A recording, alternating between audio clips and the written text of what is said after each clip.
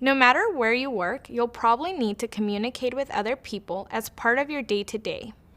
Every organization and every team in that organization will have different expectations for communication. Coming up, we'll learn some practical ways to help you adapt to those different expectations and some things that you can carry over from team to team. Let's get started.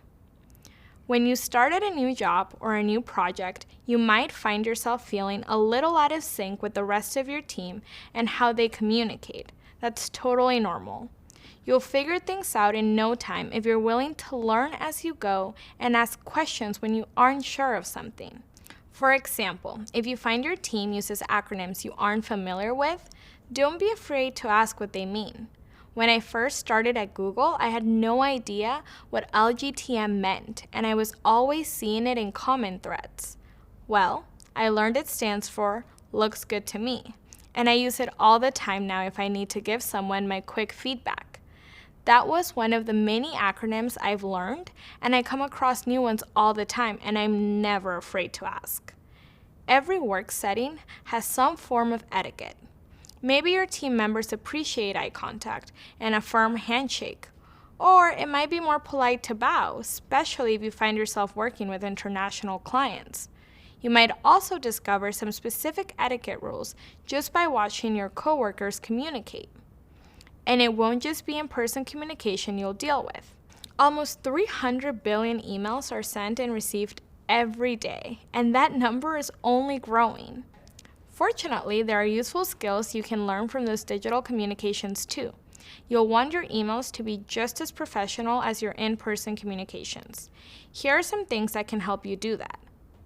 Good writing practices will go a long way to make your emails professional and easy to understand. Emails are naturally more formal than text, but that doesn't mean that you have to write the next great novel.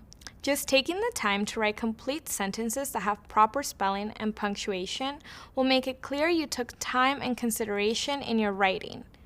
Emails often get forwarded to other people to read, so write clearly enough that anyone could understand you.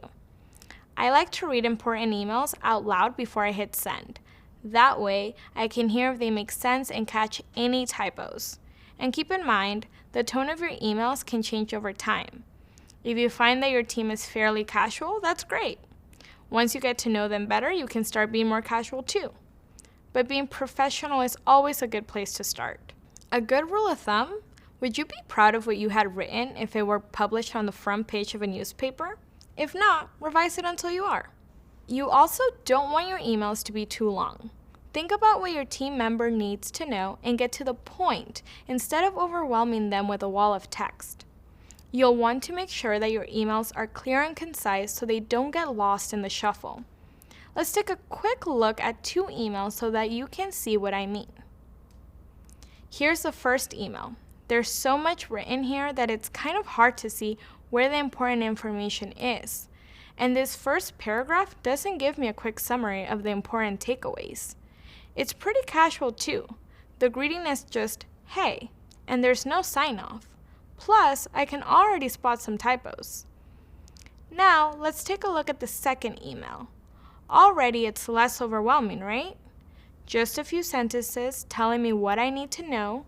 It's clearly organized and there's polite greeting and sign-off. This is a good example of an email, short and to the point, polite and well written. All of the things we've been talking about so far. But what do you do if what you need to say is too long for an email? Well, you might want to set up a meeting instead. It's important to answer in a timely manner as well.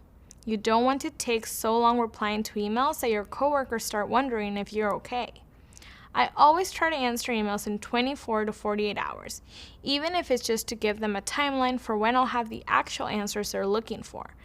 That way, I can set expectations and they know I'm working on it. That works the other way around too. If you need a response on something specific from one of your team members, be clear about what you need and when you need it so that they can get back to you. I'll even include a date in my subject line and bold dates in the body of my email so it's really clear. Remember, being clear about your needs is a big part of being a good communicator. We covered some great ways to improve our professional communication skills, like asking questions, practicing good writing habits, and some email tips and tricks. These will help you communicate clearly and effectively with your team members on any project. It might take some time, but you'll find a communication style that works for you and your team, both in person and online. As long as you're willing to learn, you won't have any problems adapting to the different communication expectations you'll see in future jobs.